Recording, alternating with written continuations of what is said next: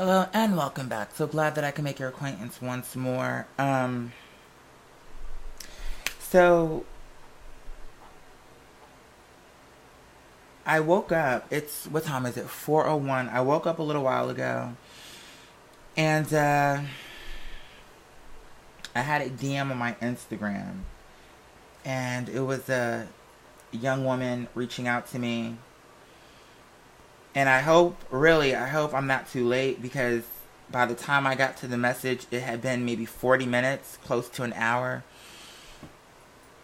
But she had written me, and I mean, right out the gate, I could see that she was going through some things just kind of like early on into her message.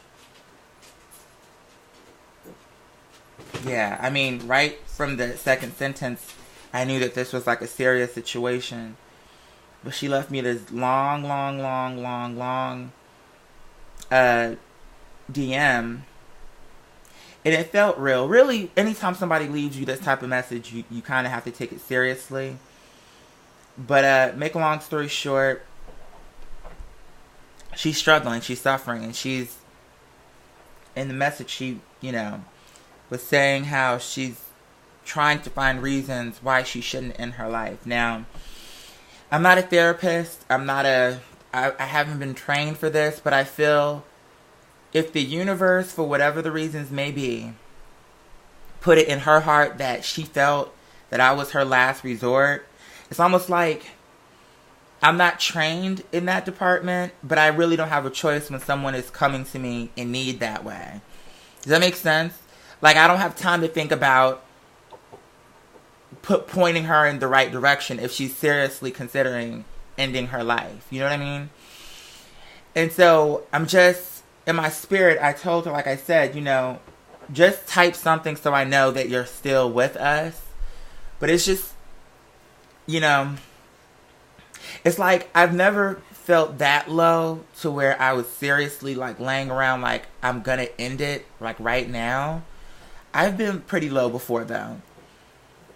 And so, although I don't think that I've ever mentally been where she is, I can understand where she's coming from. I mean, the world is fucked up. And, everybody's trying to figure it out. Everybody is just trying to figure it out. And so, it's just sad to me that she's sitting in bed and she's struggling to find reasons on why she should stick around. And not only just that, but that she felt that I was her last resort. And I don't know. It's just, I'm feeling for the child, because it's not easy. I know it's not easy, but that's the thing. It's like life is not easy,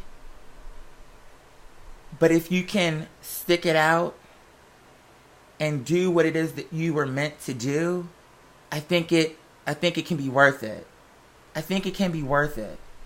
And with this child, I just think, like I told her, just what I need for you to do is just breathe. Just breathe. Just breathe. Fuck everything and everybody else. Fuck everything and everybody else. And really go down in your mind the things, and I mean the things, period. Not the things now or in the future, but in your life ever. What at one point did you experience that made you happy, that made you, that you were passionate about? Let's focus in on that. And let's see how we can spin around and cultivate that.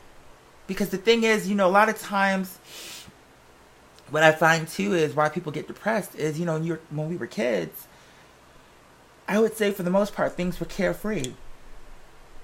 And then you get older and the world starts to tell you how you should be, what you should want, why you should want it, college, all this stuff. Things that were never considerations before, but all of a sudden now are like top priority. You know what I mean? So you can go to college and get this piece of paper and have all this debt.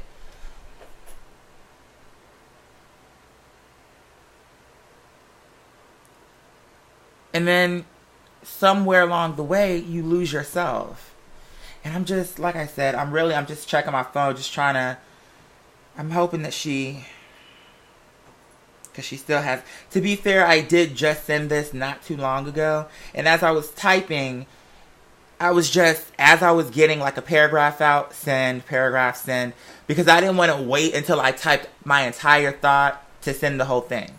Because I just needed her to know that I saw the message and that I'm, as quickly as I can, I'm typing through my phone. Because I know that some people can use Instagram on their computer. I don't know how to do that. Like, I don't know how to go on Instagram and then, like, what, can you do a live show from your computer? Like, I don't even know how to do that. But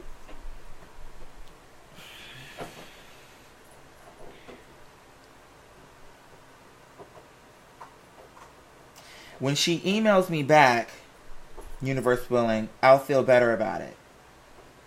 I'll feel like we can still, it's not too late. Let me follow her too. Like, I'm just trying to do things where she can see that I have actually, like, responded. But it's just, I take it seriously because she came to me. She came to me, my virtual doorstep. And so it's almost the equivalent of somebody coming to your house, like, I don't know. It's just she came to me. So that means she trusted me enough that maybe I could convince her not to do it. But the only problem is I'm hoping I'm not too late. Because it was when I woke up, something in my spirit just told me to wake up. I was in bed. It's now 4:08. I was in bed. And really, maybe the reason why I thought I was waking up. See, this is how the world works. There were things that I was editing, but I was so tired that I said, okay, let me go to sleep. And when I wake up, I'll get back to my edit.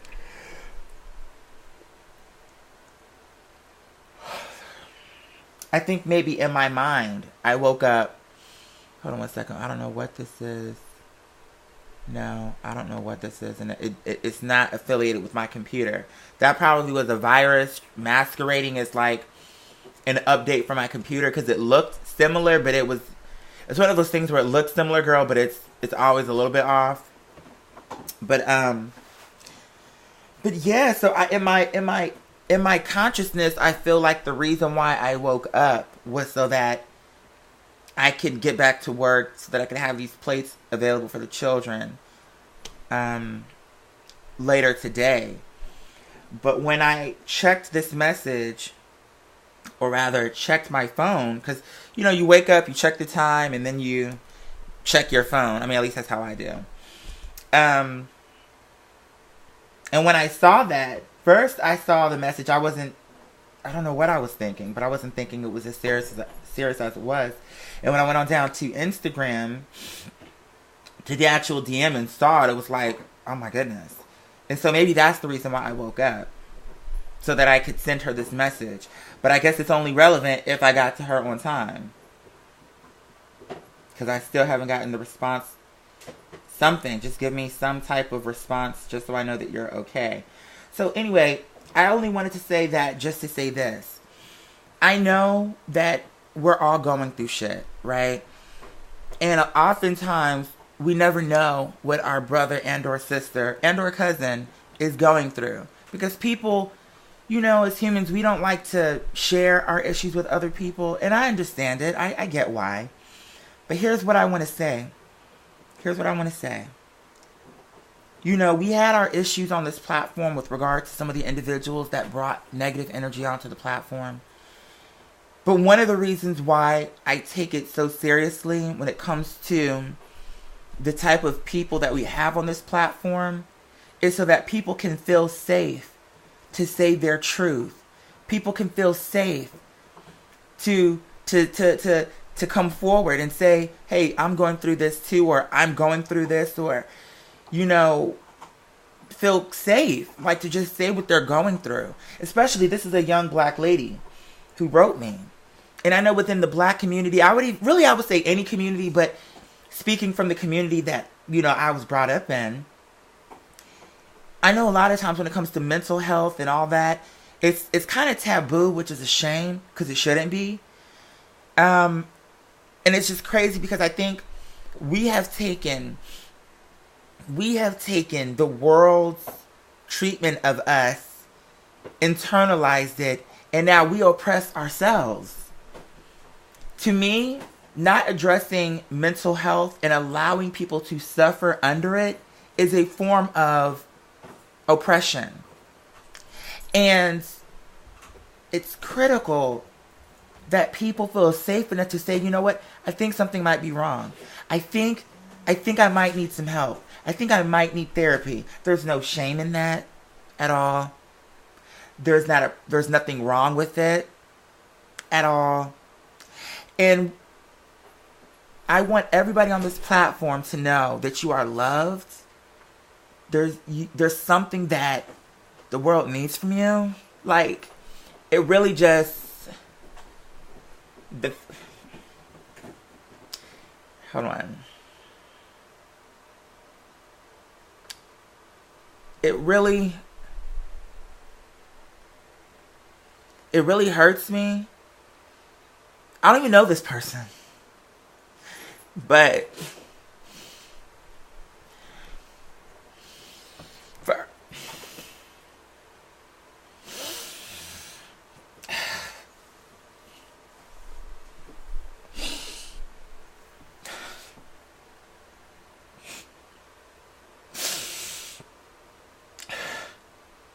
for her to feel like that's it, like a DM, her life ain't worth nothing.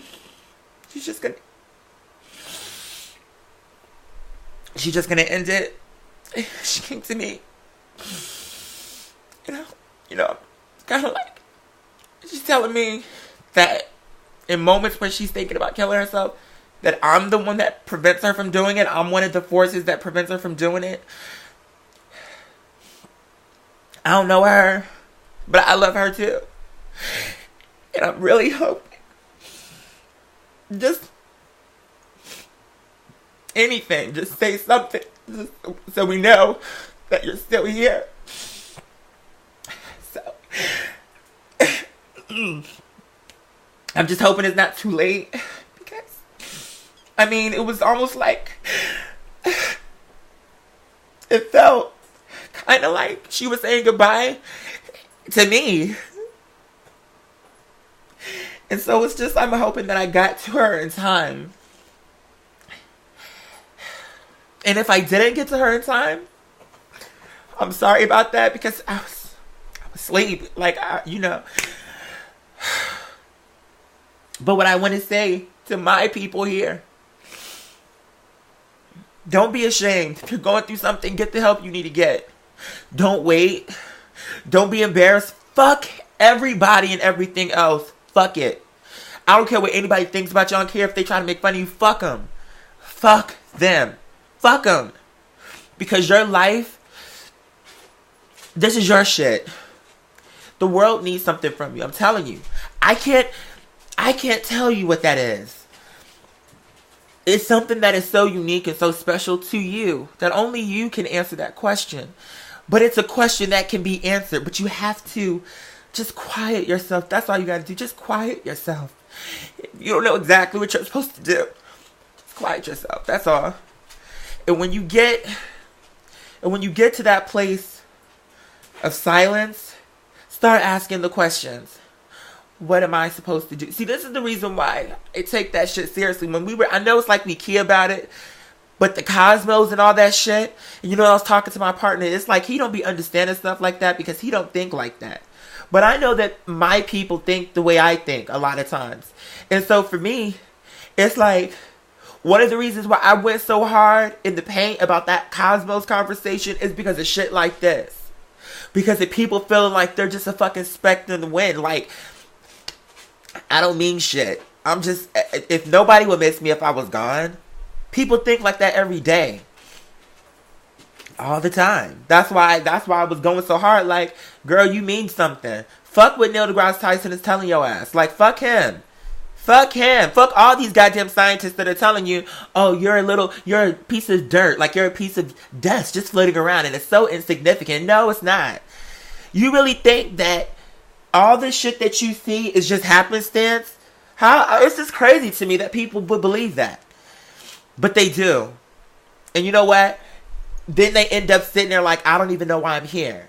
I may as well just jump off. Like, she writing me, and it's like, it's all because she feels unimportant. Like, as I'm reading, I'm like, it's all because she don't feel like there's no reason for her to be here. Crazy to me. She has a purpose, but she just don't know what it is yet.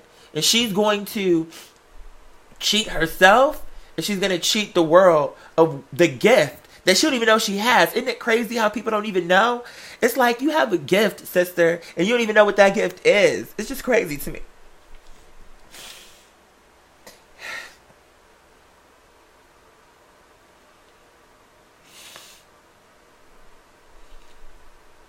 It's just crazy to me. And it's just crazy to me because I know I can't. The reality is, I know I can't save everybody.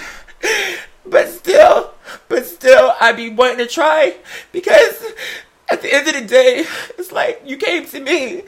You came to me. So it's almost like, in general, I try. That's the reason why, too. Sometimes it's like, it's hurtful to me when people come on this platform, and then it's like, why would you be trying to stir shit up? The only thing I want to do is make you laugh. And to make you smile. And to take you away from some of that bullshit. Why would you want to disturb that?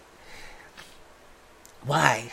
It's just hurtful to me, because my whole purpose here is, it's like, if I can make you laugh, if I can take you away from some of the bullshit you're going through, then job done. Job well done. Like, that's all I live for. That's the whole point.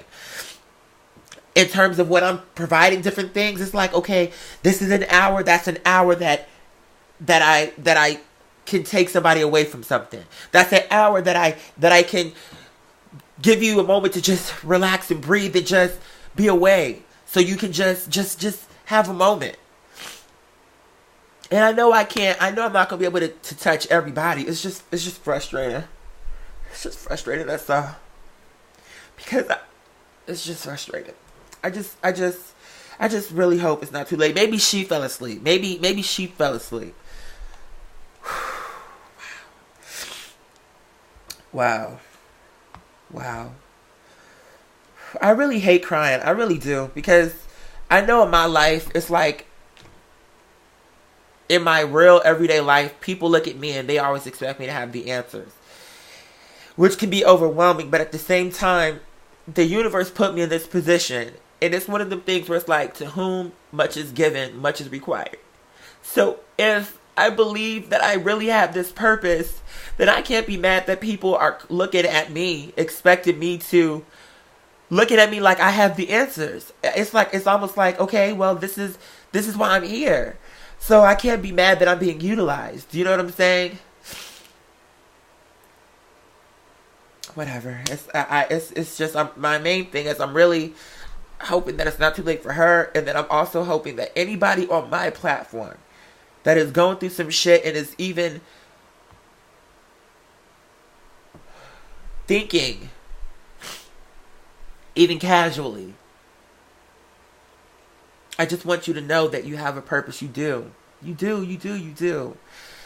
Fuck all these other people. Fuck them. The job, all of it. I don't care. Like, fuck them. They ain't worth for you to be thinking the things that, if you're thinking something like that, there's not a thing, a person, a circumstance outside of you being terminally ill. That's the only time where I could see a person being like, well, then again, I'm not going to say that, because ultimately,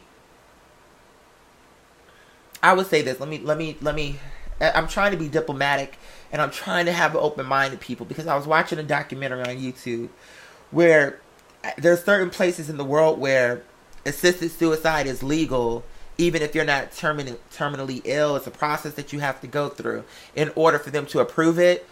But like, there are people in some places of the world where it's like, if you just feel like life is that hard and you really don't see the upside to it, they allow for you to commit suicide.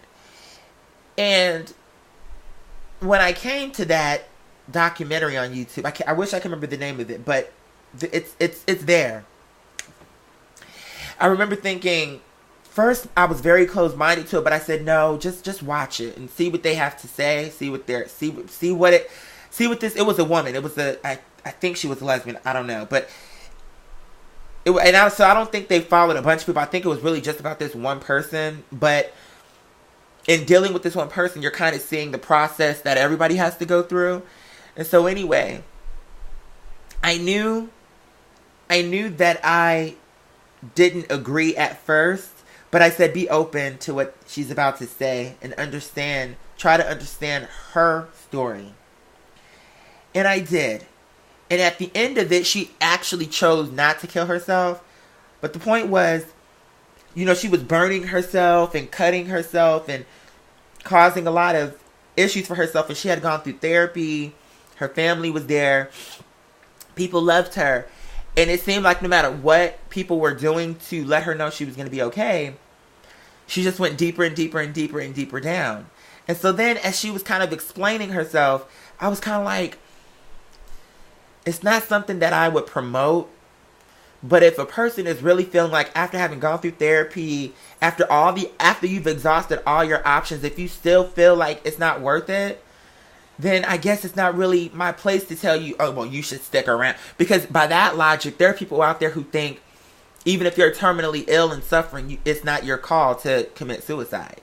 It's God's call.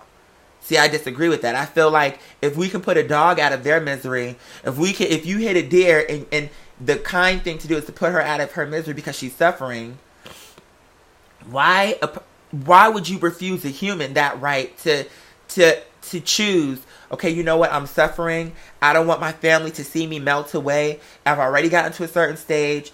Everything, for me to blink, it hurts. For me to move my fingers, it's excruciating. And I don't want to do this anymore. You would tell that person, well, just deal with it because God, no, I'm sorry. That I disagree with. I think it's their choice. But I guess my point is where I had to open my mind is it's like, it's hard for me to accept it, but it's something that I understand because it's like, it's not my place to say when the suffering has become too much for you. But I guess what I would say first is fight as hard as you can first. Before you make that type of decision, just fight as hard. If you really have fought as hard as you possibly can, and you've given it 110%, and you have decided that I've tried everything, the things that used to make me happy no longer do. There's no passion in my life, no joy, no love. It will be hard for me to accept it, but I wouldn't have a choice if you have literally exhausted all your options. But I think the majority of people who do it have not exhausted all their options. And I could be wrong about that, but that's just my feeling. So what I want to say is to my audience, keep the faith. We're all here together for a reason. I promise you. I promise you. Whatever help you need, get the help. You have a community here. You have me. Again, I'm not a professional. But I do what I can do. I do what I can where I can. So, yeah, I just wanted to come and share that. It was on my heart. It just happened. Like I said, it's now 4:25. When I woke up, I was 40 minutes late to her message. And still, I'm going to give it a day. Just because she may be sleeping. I mean, that logically makes sense. Because if it was 40, I'm so bad with math. If it was 40 minutes from the time that she sent it that I responded, and it's currently now 4:25, logically speaking, she could be asleep, and I'm praying that she's sleeping. And I hope when she gets this message, I don't know if it'll make a difference, but I pray that it does because the world does need her. She just doesn't know that yet. So, that's my belief. I don't really believe at 28 years old, I don't really believe in happenstance. I don't believe in coincidence. I mean, I believe in coincidence, but it's only a coincidence to us. The coincidence on a deeper level happen on purpose. You know what I'm saying? Like, it's like It's just like I was telling y'all during the live show when I was talking about PetSmart, and I was talking about the fact that I had, I don't know what, maybe a week before, I had worked late. I had closed with this older black dude, and then I thought we were vibing, and he was sharing things with me, and then I ended up sharing things with him, and some kind of way I ended up telling him about my YouTube, or maybe he asked me what I did, and then I told him, I'm an artist, and then to make a long story short, I gave him my YouTube. A week later, I get fired. And my belief is he went to my YouTube, saw the video about PetSmart, and then reported me. And even though I didn't see it then, what I didn't know then, I know now. Which is, had I not worked that day with him specifically, see how specific these things are? If I had not worked that day with him specifically, we never would have been closing together, where we even had the time to talk with each other. Because normally, I would see him at most, I would say hi, bye, whatever. But we were never really in the same space long enough without interruption to have a real conversation. So had I not been, I might still be at PetSmart. I might not even be doing Patreon right now. Isn't it crazy how things work out? Because what it was is, because we were closing and he's cleaning up his station, I'm cleaning up mine, and we had little chores to do throughout the store. We had an opportunity to speak. And had he not reported me, they would have never looked into my videos. And had they never done that, they never would have fired me. I might still be at PetSmart. So maybe on the surface, it might just be like, oh, it's just a coincidence that, that you worked with him. It wasn't a coincidence. The universe knew in order for me to get from point A to point B, something had to push it along. Because maybe the universe knew that I wasn't going to quit that job. Or that if I did quit the job, it would be just like all the other jobs. When I worked at Old Navy, I left that job, and then I hopped into another job. Hopped out of that job, went into another job. Hopped out of that one and ended up at PetSmart. So it's like, maybe if I had not gotten fired, because see, here's what happened. When I got fired too, my partner was like, literally, first of all, I was nervous to call him. I'm like, girl, I don't know how he's going to take this particular batch of tea, because, girl, I done hopped in the span of like 4 to 5 months, bitch, I done had like 3 jobs. Because I can't, it was just like, it just felt like no matter what I would do, I would just have to leave. Like, I would just walk away because I didn't like it. I was like, fuck this shit, and I would be out of there. And so, when I called him, because I was like, girl, I just gotta tell him. There's no way for me not to tell him. There's no way around it. Like, girl, I gotta let go. And plus I knew that I had done the car vlog, so I knew I was gonna put it out there. So I really wanted him to know first. So I told him, I said, listen, and actually, let me take that back. I hadn't done the car vlog yet. I want to say I had hopped in my car. I called him while I was in the parking lot. We spoke, and then I did the car vlog. But I knew I wanted to do the car vlog. I'm like, girl, I'm going to read these bitches. Like, they have no idea. No idea. But before then, I had called him, and I had said to him, I was like, girl, I got fired. And you know what he said to me? This is how I know that it was supposed to happen. He said, don't get another job. He said, we need to focus on YouTube. And you know what? For all those months that it took me to put Patreon together and figure out how I wanted to present it to you all, because there were moments where there were frustrations on his part, which is understandable, because he was paying all the bills while I was trying to figure it out. Like, okay, this, we'll do this, movie night, this, or whatever it was that I, at that stage where I was with it, and then the app that I was working on, like, I would, around the clock, okay, and these are the colors that I want. This is how I want it. This is how I want it to be laid out. Like, months and months and months. From the time that I got fired, I mean, you could just do the math. Like, if you go to the video where I released that car vlog to when I actually launched Patreon, you could see how much time was in between. And just like that, oh my God. See, even as I'm sitting here now, it's like If you go, okay, go to that video, the PetSmart video, and fast forward to the end. There's a card that a woman gave me just before I got fired.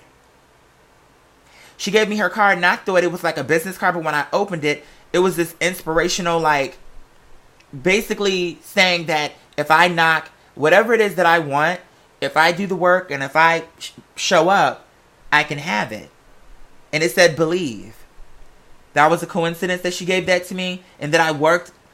Like, all that happened in close succession. Like, I got the card, I worked with him, got fired, my partner told me not to get another job. Like, it all happened, and here we are. So never feel like things are just happening to you, because they're not. And if you get fired, or if something happens to you that might not be how you envisioned it, look at it as, you know what? And then you have to think, okay, somebody will do something and fail. But it only takes that one time for you to get it right to go down in history. And who cares about the 2,000 times you fucked it up? As long as when you got it right that one time, you got it right in a big way, doesn't matter. For me, when I got fired, it was like the first thing that made me feel good about where I was going was my partner. That was the first step, because he was like, fuck all these jobs, because it's not for you. I thought it might be. I tried to get you into the workforce, but because bitch, no. And he literally said, don't get another job, focus on YouTube. And then when I started focusing on YouTube, then the sponsorship started pouring through and all that started happening. But then I said, you know what? I don't want to do the sponsorships. I want to do something where it's people aren't telling me what they think I'm worth. Then I revisited Patreon. And actually, I think what happened first, actually, that's a lie. That's not how it happened first. What it was is the woman with the app, the company with the app came to me first. And they were like, oh, we want to do an app for you, whatever the case may be. We think you're amazing, whatever, blah, blah, blah, blah, blah. And it started off as an app. But then what happened was, as I was looking at the app, I'm like, but, okay, so it's an app, but there aren't any games in this. Like, there's nothing that I can sell about my app there's nothing about this app that I can sell where it will be worth people to download it on their phone. Because if they download it and when they get the app, all it is Instagram, Twitter, and so that they can follow my stuff. Why would they do that when they could just follow me directly through Instagram? Why would they download an app that has my Instagram into it? Like, you see what I'm saying? Like, so I was like, what else can we put on the app that people probably don't already have on their phone already? What service can I provide that would make even downloading the app relevant? Because why would I tell people to download something that already has everything they already have? There needs to be something different. So then I started thinking, it's so funny how when you really take the time to dissect your past, how you really start to see how everything happened exactly how it was supposed to. That if that woman had never emailed me, I don't even think I would be doing Patreon. Because the whole reason why Patreon came about is because I was sitting there thinking, what can I give them extra that would make this app worth having? Because if it's just going to be Twitter, Instagram, and like Facebook, they probably, if they want to look into my Facebook, they probably already have Facebook on their phone. So they don't necessarily need the app. So then so it all came about because I was just trying to think, what can I give them additional? What can I give them that they don't already have? And then Patreon came about. And here we are. I'm financially free. I'm doing the work that I love, which in my entire life until Patreon, the trifecta I never had the full thing. Meaning, at one point, I was doing the work that I love, but I was super fucking poor. Either I was doing work that I hated, but I had a nice check coming through. Like the job that I walked out. Remember, I had to wake up every morning. Those videos, again, they're there. When I had to wake up every morning and book it on down to that job first thing in the morning. And then it's like, oh, if you're 2 minutes late, that's a write-up. it's a write-up. And then if you get 3 write-ups, you're fired. Just even through training. And I lived all the way across town. I had to wake up so early just to be there on time. And I remember one time I was running late because the train or something had broke down, and because I wake up super early to put a cushion in between, I was only late by maybe 3 minutes. I still got a write-up. Didn't matter. So I knew that wasn't a job that I wanted because it was a sweatshop. It was like I got a good check out of it, but they didn't care about. When the woman called me up and said that her daughter had died, I couldn't sell her no products because fuck these products. She's dealing with some real shit because she was just calling so that she could transfer all the bills into her name. That was all. She was just trying to. So she has real shit to focus on. And she was very kind to me. She was like, I know you're only doing your job, but right now, you know, my daughter passed and I'm just trying to sort out her last affairs. And I'm switching things in my name, blah, blah.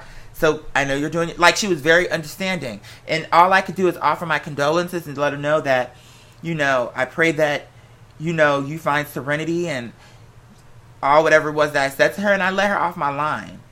For them to pull that call and screen that call and then pull me to a room and play that call for me and ask me where I went wrong, I'm literally sitting there looking at them like, I don't see where I did anything wrong. You don't see what you did that was wrong? I don't. Well, you should have rebutted her. Rebut what? Well, when she said that her daughter died, you could have like finessed it like, I totally understand, you know, but you know, we have a great deal. Like, they're heartless, soulless, really. Someone tells you they're somebody that they created, that came of them, has passed on, and you think I'm about to sell this bitch a cable package? Okay. I knew right then that it wasn't the job for me because I care too much about people to sit there and somebody is sharing something with me that she really didn't even have to share because she really could have just said, I'm not interested. Click. Because once she handled all her other stuff, she didn't. Because what it is let's just say it's a lot of different things, and we work across the country, or they work, because I don't work for them anymore, but they work across the country. And what it is let's just say you're calling Georgia Power to either A, get your lights or gas or whatever cut on, or either B, get things transferred over, right? And so what happens is after you do that, then they punch you over to our department, right? So after you seal the deal with Georgia Power, they'll be like, okay, so we're going to punch you over for confirmation, whatever. But it's really not for confirmation. Everything you need, you already got. But the confirmation, so you'll get punched over to me, and it'll be like, hi, Miss Lucille. Great. How you doing today? Just wanted to confirm that you. So on my system, I'll see all what you did. I'll just repeat what they already repeated, just to make it seem like it's a confirmation, but it's not. And then I'll be like, oh, and I also see, because you're a valued customer in your area, we do have, since I see you're moving, we do have some specials when it comes to your cable, internet, and phone. And we also have a nice security, like all these different things that we offer at the very end. And so when she kicked in, like, no, you know, thank you so much. I know you're just doing your job, but and she explained it to me. And then she was being very gentle. Girl, I'm sorry. No, I'm not going to push it. She took the time out to explain this. I'm not going to push it. And so anyway, one day I came to work and I felt my chest tightening. My neck was burning. I said, I hate this job. It's a good check, but I walked away. I didn't tell nobody. And really that was wrong of me to handle it that way because my friend, the one that Mother Ashley doesn't care for, he actually helped me get that job. And so it really made him look bad because he's the one who convinced them to even bring me on. So I really should have handled it differently, but I just knew that I couldn't be there. And I didn't want nobody to try to convince me to stay because I knew it was the wrong thing for me. And the checks were sickening. But to me, I want to earn a lot of money, but I want there to be integrity and I want to love the work that I'm doing. So I walked out. I clocked out, like I signed out of my machine. And I'm trying to figure out, I don't remember how you punch out, but whatever it was, I signed out of that machine. I walked outside, and I caught the bus. You would know what I think the bus, something was going on. I had to walk maybe 2 or 3 miles out. And then I ended up catching a bus once I got like 2 or 3 miles out, because it's in a weird location far away that is like in the middle of nowhere. And then there's like this shuttle bus that comes every so often. It's a MARTA shuttle bus, but there's a period of time where maybe between 12 o'clock and 3 it doesn't run. And I'm thinking I walked out at the period where it wasn't running, so I had to walk like 3 miles out. But my point was, it was worth it, because just think, if I had stayed there, I wouldn't be doing what I'm doing now. So I said all that to say that whatever you're going through, just breathe, baby. Just breathe. Just like the sister told me that time when I was falling out with everybody. And I had a crazy dream. I may do a video about it. We'll have to see. I may do a dream or a video about it, if I remember. Because me about to say what I'm about to say is what reminded me about the dream that I just had before all this happened. And anyway, do like the lady told me when I got into it at my private Muslim school, where she just brought me in. Just hug yourself. Feel your heart.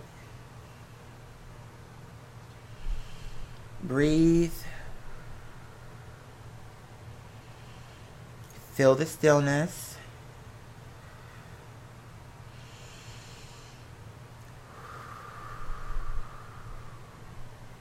You can be okay. Just breathe. I think most things are better if you just... I'm not saying that alone is going to solve the problem, but it'll put you in a position to where you're better able to handle what comes next. Do you know what I'm saying? So that being said, I've rambled on long enough. I need everybody to know that you're loved. You have a purpose. I don't care what anybody tells you. I don't care what anybody has said. You have a purpose. The fun part is discovering what that purpose is. Sometimes I look at my life like a video game. Like I'm leveling up, trying to figure out how I'm going to get the supplies I need to get to the next level. Make it fun. Make it fun. Look at it like a game. Look at it like a video game, something that's fun. And you're building your character up. You're getting armor. You're getting new weapons. You're learning new modes of attack, like new ways to take down your enemy, new ways to uplift the people and free them from the tyranny that is the dictator. You know what I'm saying? Like the mob boss, the main boss. Like, make it fun. But whatever you do, don't give up on yourself. That's really just the whole bottom line. If you can hang in there, hang in there. Until you really have exercised all your options and exhausted all your options, don't let go. Because I would be sad. It would hurt me. It would hurt the community. It would hurt the world if you leave before you've delivered what you came here to deliver. Okay, so I think I've said enough. I love you guys more than words can say. Keep the faith, and you already know the drill. Via Sublime Angelique the best will always come through. And as always, until next time, baby, that's all there is.